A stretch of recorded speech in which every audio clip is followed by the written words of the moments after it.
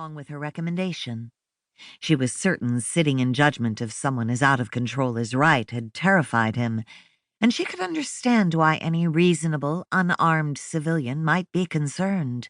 Wright made several irrational outbursts during the hearing. He referred to the board as a kangaroo court with no real authority and swore he would find justice in the end. "I can't believe they fired him once before and let him come back. That man should never have been a police officer," Burke said in a nervous whisper. "I know we did the right thing, but aren't you concerned he might, retaliate?" he asked, staring at Wright's back as he left the boardroom surrounded by his legal team. "Superior Court made the police department reinstate him after he got fired on probation," Captain Sanchez said, sitting on the table between Burke and Josie. "Judge said we create a hostile work environment, stifled Marvin's inner gayness, and forced him to behave like a low-life scumbag." Josie knew Howard Burke was gay, and saw him move back a little and his lips tighten before he gave her a weak smile, nodded at Sanchez, and made a hasty departure. "Very nice, Jorge," Josie said sarcastically, shaking her head. "What?" Sanchez said, shrugging. "It's the truth. Dirk had 10 minutes on the job and the judge took his word over a training officer with 20 years' experience." "Not the point.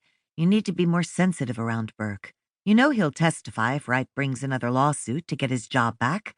Burke can't have any misgivings about our attitude toward gays." "I've never said or done anything to discriminate against anyone," Sanchez said, seeming unconcerned. Josie sighed, annoyed she had to explain. "In your position, you should understand people like Burke. He's obviously scared," she said. "He had to go along with our decision because there was too much evidence, but he's going to be looking for a way to distance himself from us and stay off Wright's radar." "I've got a big mouth," Sanchez said with a forced smile. He was handsome and knew his good looks made most people overlook his deficiencies. Josie had to admit his cockiness was partly her fault for having taken him under her wing, encouraging, protecting, and mentoring him while he was a patrol lieutenant in Hollywood. She had recognized his natural leadership abilities and worked hard to help him promote. She might have been too successful in bolstering his self-confidence, which she feared had morphed into conceit and obstinacy. She was firmly committed to his successes, even though his gritty street cop attitude and stubbornness weren't always compatible with his role as a newly promoted command officer. When she was honest with herself, Josie knew she found it difficult to criticize him because she'd been accused by her boss of having similar traits. "You need to get back to West LA, or do you have time for lunch?" she asked. "Can't. Stu wants me to cover while he's at a Rotary meeting." Sanchez had made it clear to her on more than one occasion he didn't like his boss. Stuart Ames was an area captain like she was, but he had been in West LA Division only a year and was already prepping for the commander's test. He was promoted to captain from the chief's office, knew procedures and paperwork, but had very little time as a working cop. His subordinates sensed his lack of experience and, like Sanchez, didn't show him much respect.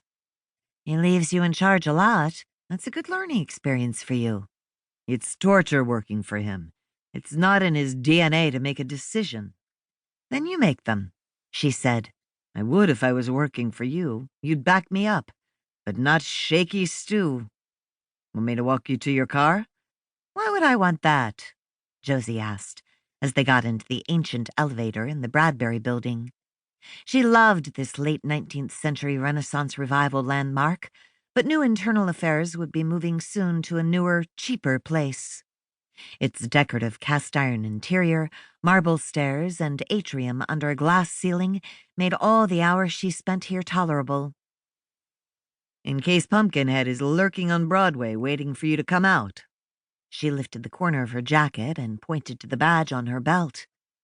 "This gives me the authority to protect myself. Smith & Wesson provides the means, so no, thank you. Besides, I don't think even Marvin would be stupid enough to confront the captain who just fired him. A review court would definitely frown on that." "You give him too much credit. He's plenty stupid," Sanchez said as they stepped off the elevator.